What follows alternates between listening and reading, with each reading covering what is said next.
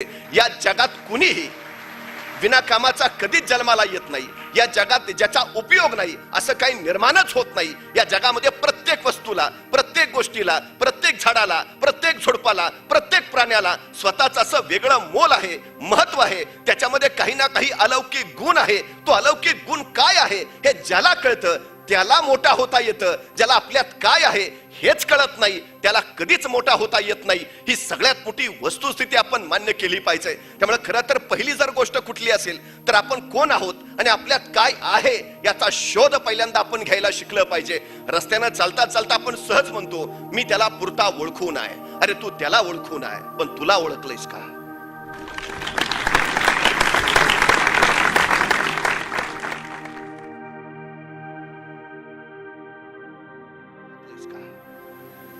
अडचण सगळ्यात मोठी आमची ती आहे.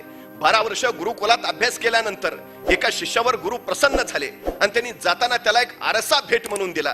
तो आरसा मोठा विलक्षण होता. शिष्याला वाटलं आरसा ही काय भेट द्यायची वस्तू आहे का? पण त्या गुरुनी सांगितलं साधा आरसा नाही, या आरशामध्ये माणसांच्या मनात काय चाललंय तेही तुला समजेल, माणसांच्या मनात काय भाव आहेत तेही तुला दिसेल. त्याला आनंद झाला आणि शिष्यानं पहिल्यांदा आरशाचं तोंड सरळ आपल्या गुरुकडेच केलं. गुरुच्या मनात काय चाललंय, गुरुच्या मनात काय भाव आहेत ते शिष्यानं पाहिलं आणि शिष्याच्या लक्षात आलं आपल्या गुरूंच्या मनामध्ये क्रोध आहे, आपल्या गुरूंच्या मनामध्ये अहंकार आहे, आपल्या गुरूंच्या मनामध्ये सुद्धा स्वार्थ आहे. अरे मी तर यांना सर्वोत्तम समजत होतो, सर्व गुण संपन्न मानत होतो, पण गुरु पण असे त्याला काही कळेना. तो शांतपणे चालत निघाला, स्वतःच्या घरी आला. जेवढी माणसं परिचित भेटतील त्या परिचित माणसांच्या पुढे आरसा धरायचा आणि त्यांच्या मनात काय ते डोकावून पाहायचा आणि मग अरे हेच त्या मनात सुद्धा वाईटच आहे. शेवटी घरातल्या स्वतःच्या आई वडिलांच्या समोर सुद्धा त्याने आरसा धरला. आता आई वडील हे तर आपल्यासाठी चैतन्याचं मूर्तिमंत उदाहरण आहे, सर्वगुण संपन्नतेचं मूर्तिमंत उदाहरण आहे. पण दुर्दैवानं आरशामध्ये त्याच्या लक्षात आलं आपल्या आईच्या मनात सुद्धा स्वार्थ आहे, आपल्या वडिलांच्या मनात सुद्धा अहंकार आहे. त्याला काही कळेना या जगामध्ये सर्वगुण संपन्न ज्याच्यामध्ये वाईट काहीच नाही असा कुणीतरी एखादा आहे का? तो निराश झाला, हताश झाला आणि हताशपणे आपल्या गुरूंकडे आला. म्हटला तुम्ही मला आरसा दिला खरा, पण या आरशात मी ज्यांना ज्यांना पाहिलं ते त्या सगळ्यांच्या मनामध्ये वाईट भाव आहेत. कुणात स्वार्थ आहे, कुणात अहंकार आहे, कुणात क्रोध आहे. कसलं जग हे? या जगात मी जगू तरी कसा?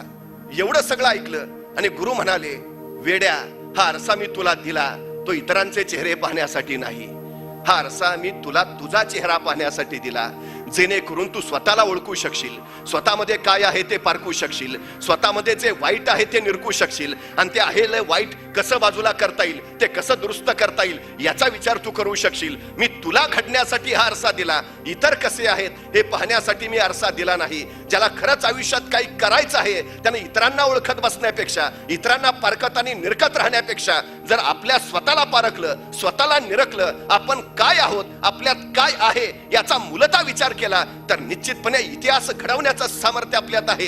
ही गोष्ट सहजपणे आपल्या लक्षात येईल. छत्रपती शिवाजी महाराजांना हे कळालं होतं, वयाच्या 16व्या वर्षी हे समजलं होतं आणि मग स्वराज्याची उभारणी झाली. पण याचा अर्थ असा आहे का? अनेक लोकांना एक गैरसमज असा निर्माण करून दिलाय की परमेश्वर काही लोकांना बुद्धी जास्त देतो आणि काही लोकांना बुद्धी जरा मर्यादेतच देतो. त्यामुळं हल्ली पालक सुद्धा बोलता बोलता विद्यार्थ्यांबद्दल मतप्रदर्शन करताना असं म्हणतात नाही तो तसा अभ्यासात हुशारच आहे आणि धाकटा नाही जरा त्याला बुद्धी कमीच आहे. हे ठरवणारे तुम्ही कोण? त्याचं काय मूल्यमापनाचं काय परिमाण आहे का की याला जास्त आहे त्याला कमी आहे? हा असला प्रकारच अस्तित्वात नाही. सगळ्यांना समानच दिलेला आहे. ही गोष्ट प्रामुख्याने आपण लक्षात घेतली पाहिजे. एक गोष्ट हा पहिल्यांदा विचार मनात ठसवला पाहिजे. आम्ही काय करतो? आम्ही स्वतःबद्दलचे न्यूनगंड तयार करत जातो. आपल्यातल्या कमतरता आपण शोधत राहतो. बलस्थानाकडे पाहायच्या ऐवजी आपल्यात कमतरता किती आहेत त्या ओळखत राहतो आणि मग त्या कमतरता आहेत म्हणून परत निव्वळ झुरत राहतो. ही आमची सगळ्यात मोठी शोकांतिका आहे. स्वतःला ओळखणं म्हणजे काय तर स्वतःमधली नेमकी बलस्थाना कुठली आणि स्वतःच्या नेमका कमतरता कुठल्या याचं नेमकं गणित आपल्याला मांडता आलं पाहिजे. पण कमतरता असणं याचा अर्थ आपण काहीच करायला लायक नसणं असा अजिबात नव्हे. ही गोष्टही आपण पाहिली पाहिजे.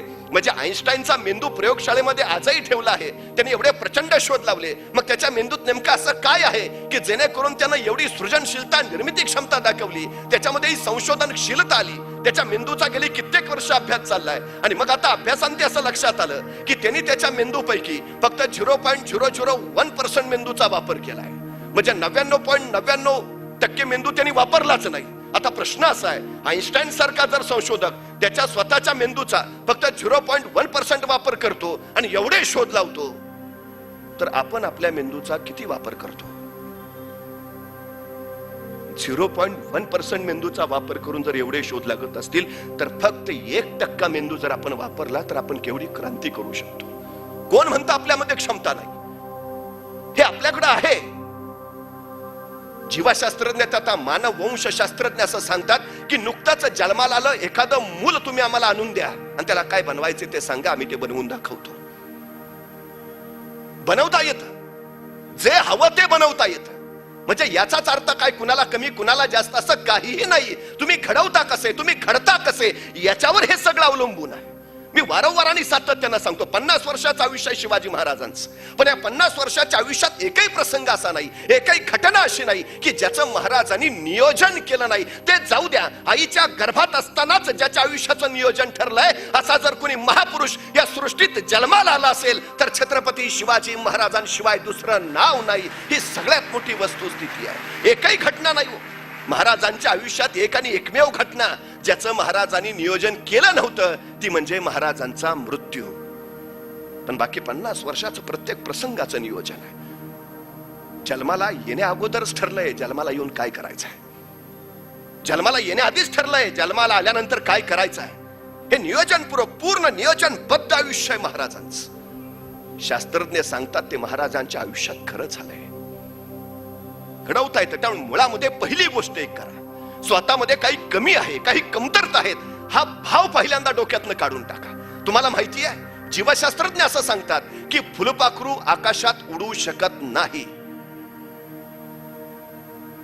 त्याच्या शरीराची रचनाच अशी आहे की फुलपाखरू आकाशात उडू शकत नाही, पण तरीही फुलपाखरू आकाशात उडतं. का? कारण त्याला जीवशास्त्राचा नियमच माहिती नाही.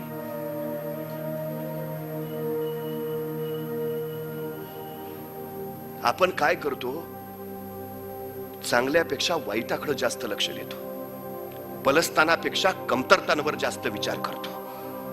सगळ्यात मोठी गोष्ट आहे, एखाद्याला विचारलं का रे बाबा का आमची परिस्थिती नव्हती हो, तू गप. मला भयान राग येतो असल्या माणसांचा. आमची परिस्थिती नव्हती हो. परिस्थिती माणसाला घडवती नाही, परिस्थिती माणसाला बिघडवती नाही. माणूसच परिस्थिती घडवतो आणि माणूसच परिस्थिती बिघडवतो. ही सगळ्यात मोठी वस्तुस्थिती आहे. बाकी कुठल्या कमतरता नाही सांगता आले.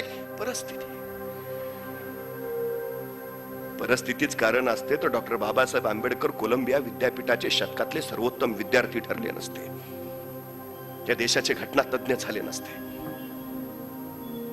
आम्ही आमच्या चुका लपवण्यासाठी परिस्थितीवर दोष देत राहतो. पहिलं काढून टाका, अजिबात नाही काय परिस्थिती घडवत. तुमच्याकडे प्रत्येक गोष्ट आहे, भरपूर आहे, फक्त एकच की आम्ही त्याचा वापर करत नाही. सगळ्यात मोठी गोष्ट आहे. आणि वापर न करणारी गोष्ट गंजून जाते. गंजून जाण्यापेक्षा झिजून गेलेलं केव्हाही चांगलं.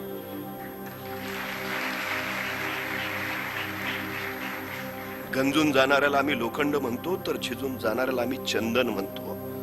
लोखंड व्हायचं की चंदन हे आपल्यावर अवलंबून आहे, परिस्थितीवर नाही. सगळ्यात महत्वाची गोष्ट आहे. काही गोष्टी असतात, कमतरता असतात. एखाद्याला नैसर्गिकरित्या उंचीच कमी मिळते, मग त्यानं काय करायचं? उंची कमी आहे म्हणून रडत राहायचं? सचिन तेंडुलकरची सुद्धा उंची कमीच आहे ना, रडत नाही बसला.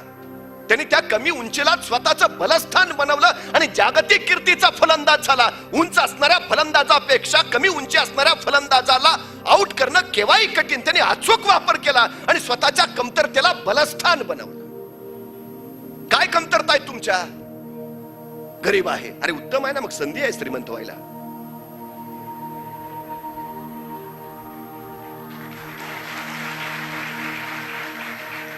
नाही जरा मला बुद्धी कमीच आहे, चांगला आहे ना, स्मरणशक्ती वाढवायला केवढी मोठी संधी आहे ना. ते दिसायला जरा, अरे उत्तम आहे ना, मग व्यक्तिमत्व घडवायला केवढी मोठी संधी आहे तुला. अडचणी कशात व्यक्त करत राहता? कसल्या कमतरता काय? कधीतरी आपण शांतपणे विचार केला पाहिजे. स्वतःला ओळखा काय आहे. काही नसतं कुणात कमी जास्त, काही काही काही काही विषय नाही.